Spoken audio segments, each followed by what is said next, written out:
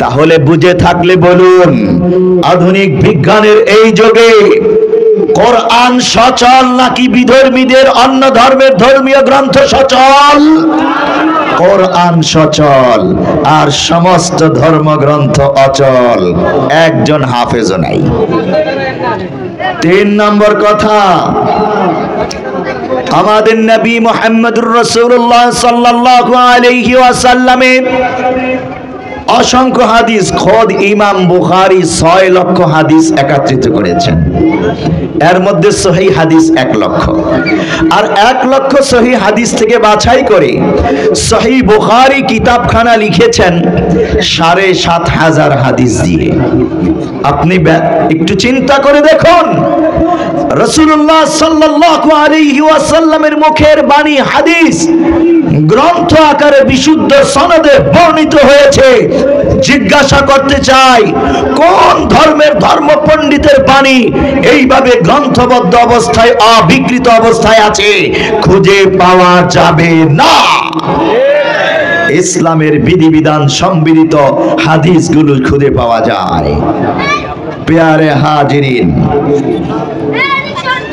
4 নম্বর কথা,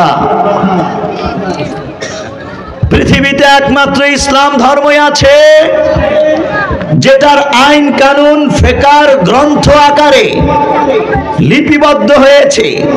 মৃত্যু ব্যক্তির মিরাজ সম্পত্তি কে কতটুকুন কিভাবে পাবে, ইসলামে এই আইন আছে।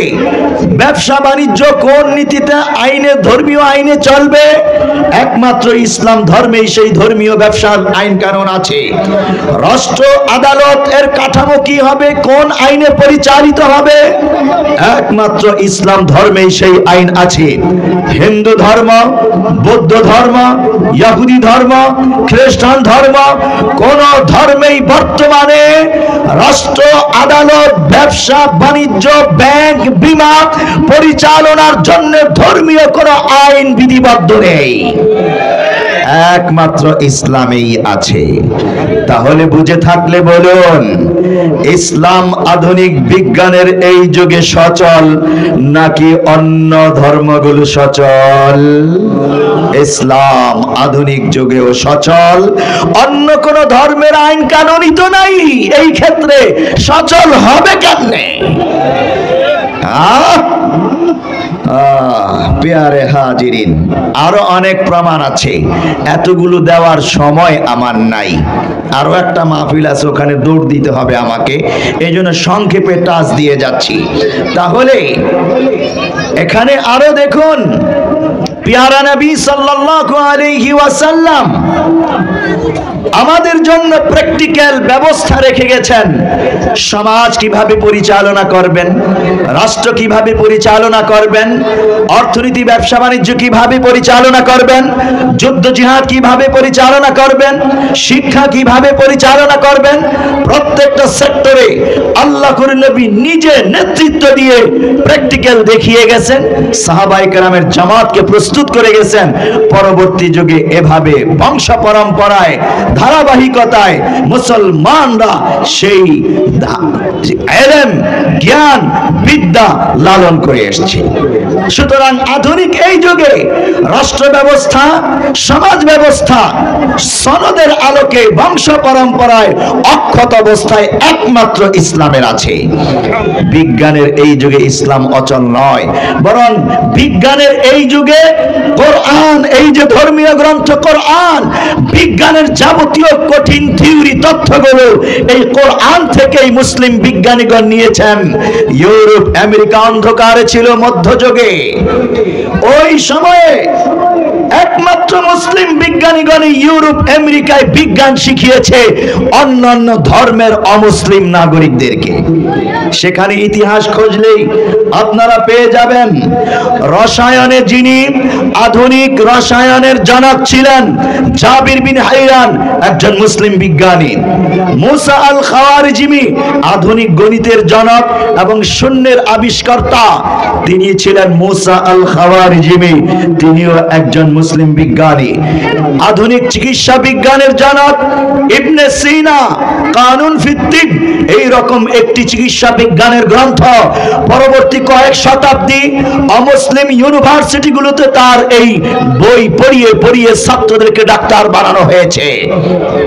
মুসলমান, এমনি করে ভূগোলে খুরদাস বিহি, ইবনে বতুতা, পদার্থবিজ্ঞানে আল ফারাবি, আর জ্যোতির্বিজ্ঞানে আল কিন্দি, মুসলিম বিজ্ঞানীগণই ইউরোপ আমেরিকা যখন জ্ঞান বিজ্ঞানে অন্ধকার ছিল, মুসলমানরাই জ্ঞান বিজ্ঞান পৃথিবীতে ছড়িয়ে দিয়ে বিজ্ঞানের আলো জ্বালিয়েছে সমগ্র পৃথিবীতে। আমাদেরকে এই কথা তোমরা বলতে এসো না যে আধুনিক বিজ্ঞানের এই যুগে ইসলাম ধর্ম সচল নয়, অচল। বরং আমরা বলবো তোমাদের যাবতীয় জ্ঞান বিজ্ঞানকে সচল রেখেছে একমাত্র ইসলাম এবং মুসলিম বিজ্ঞানীগণ, ঠিক কিনা বলেন?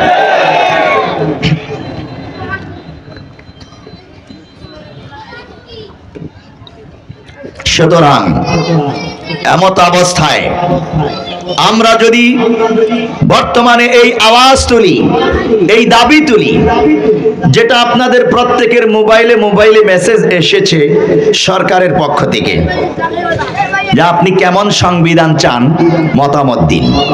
আপনারা কি দেখেছেন আপনাদের মেসেজ? অনেকে দেখেননি, আমি দেখেছি। আমি মতামত লিখছি, পাঠিয়ে দেব। তো আপনারা আপনাদের বাংলাদেশে যে নতুন সংবিধান হবে, নতুন নির্বাচন ব্যবস্থা হবে, নতুন একটা রাষ্ট্র কাঠামো, রাষ্ট্র ব্যবস্থা হবে, কেমন রাষ্ট্র ব্যবস্থা, কেমন সংবিধান দেখতে চান, সরকার আপনাদের কাছে মতামত চেয়েছে। আপনারা ওই মেসেজ ফাংশনে ঢুকে মতামত দিয়ে দিবেন, সুচিন্তিত মতামত।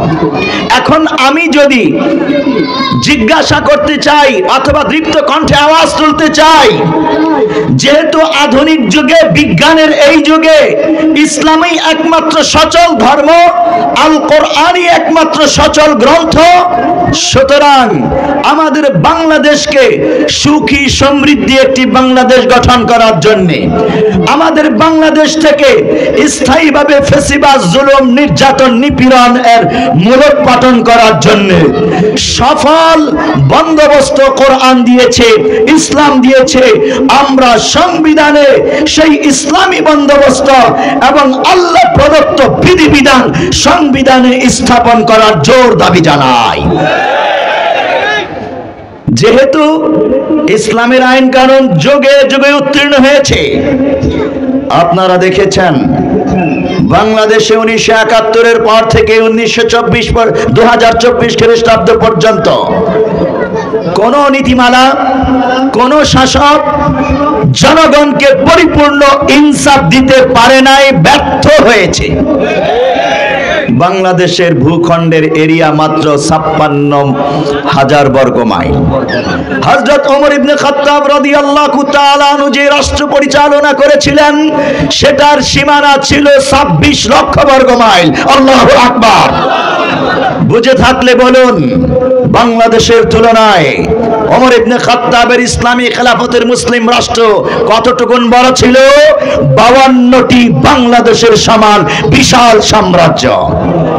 কিন্তু ওমর ইবনে খাত্তাব এই কোরআনী বন্দোবস্ত, কোরআনী আইন কানুন, কোরআনী বিধিবিধানের মাধ্যমে রাষ্ট্র পরিচালনা করেছেন, আদালত পরিচালনা করেছেন, সমাজ পরিচালনা করেছেন, ব্যবসা বাণিজ্য পরিচালনা করেছেন।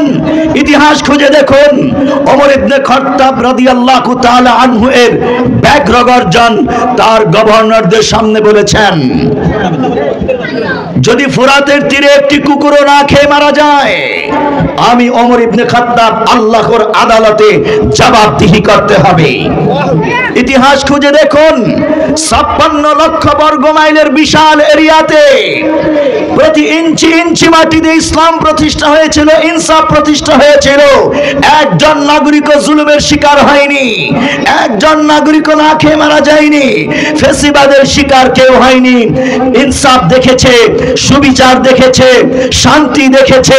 তারা যদি ইসলামী বন্দোবস্তের মাধ্যমে, ইসলামী সংবিধানের মাধ্যমে 26 লক্ষ বর্গ মাইল বিশাল সাম্রাজ্য শান্তি প্রতিষ্ঠা করতে পারে, আমরাও মাত্র 56,000 বর্গ মাইল বাংলাদেশে একই বন্দোবস্ত সংবিধানের মাধ্যমে পরিপূর্ণ ইনসাফ আর শান্তি প্রতিষ্ঠা করতে পারবো।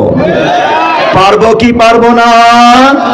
ছাত্র জনতাকে উদাত্ত আহ্বান জানাই, যারা তোমরা আন্দোলন করেছ, শাহাদাত বরণ করেছ, এখনো হাল ছাড়নি, শক্ত হাতে হাল ধরে রেখেছ। জাতি তোমাদের পাশে আছে, তোমাদের সাথে আছে। তোমরা যেটা চাও একটি ইনসাফপূর্ণ বন্দোবস্ত, রাষ্ট্রীয় ব্যবস্থা, ওটা তোমরা খুঁজে পাবে ইসলামী সংবিধানের মধ্যে। সেটা তোমরা বাস্তবায়ন করার জোর আওয়াজ তোলো। আমরা তোমাদের সাথে আছি।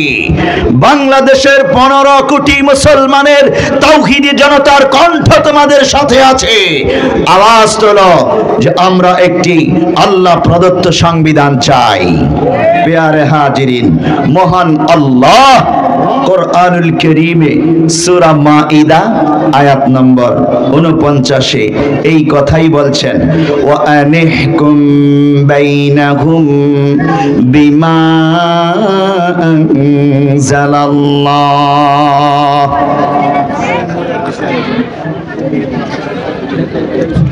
আল্লাহ রাব্বুল আলামিন প্যারা নবী সাল্লাল্লাহু আলাইহি ওয়াসাল্লাম কে বলছেন, হে নবী আপনি তাদেরকে বলে দিন, আনিহকুম বাইনাকুম বিমা আনজালাল্লাহ। আল্লাহ তাআলা যা নাজিল করেছেন, যেই বন্দোবস্ত নাজিল করেছেন, পারিবারিক রীতিনীতি, রাষ্ট্রীয় রীতিনীতি, আদালতের বিচার ব্যবস্থার রীতিনীতি, অর্থ পরিচালনার রীতিনীতি, ব্যবসা বাণিজ্য পরিচালনার রীতিনীতি, আল্লাহ রাব্বুল আলামিন যে আইন কানুন বিধিবিধান রীতিনীতি নাজিল করেছেন কোরআনুল কারীমে, সেই কোরআনের বিধিবিধান অনুযায়ী শাসন কার্য পরিচালনা করো। পরিবারের শাসন কার্য, সমাজের শাসন কার্য, রাষ্ট্রের শাসন কার্য আল্লাহর দেখানো বিধিবিধান অনুযায়ী পরিচালনা করো। ওয়ালা তাত্তাবি আকওয়াআকুম, আর অজ্ঞ জনগণ যা কিছু চায় তাদের মন মতো কিছু করতে যাও না। ওয়াহজারহুম আন ইফতিনুকা আন বাদি মা আনজালাল্লাহু ইলাইক, তাদেরকে পরিহার করে চলো, কারণ আল্লাহ তাআলা যা নাযিল করেছেন ওই বিধিবিধানের কিছু বিধিবিধান থেকে তোমাকে সরিয়ে ফিতনা ফাসাদের মধ্যে নিপতিত করে দেবে। বাংলাদেশে হোক অথবা পৃথিবীর যে কোনো রাষ্ট্রের হোক, যদি মুসলমানরা আল্লাহর আইন কানুন বাদ দিয়ে, মানব রচিত আইন কানুন দিয়ে সমাজ, রাষ্ট্র, আদালত, সংসার, পরিবার পরিচালনা করতে চায়, আল্লাহ তাআলা বলছেন সেখানে ফিতনা ঢুকে যাবে, অন্যায় ঢুকে যাবে, অবিচার ঢুকে যাবে, ইনসাফ সেখান থেকে বিদায় নেবে।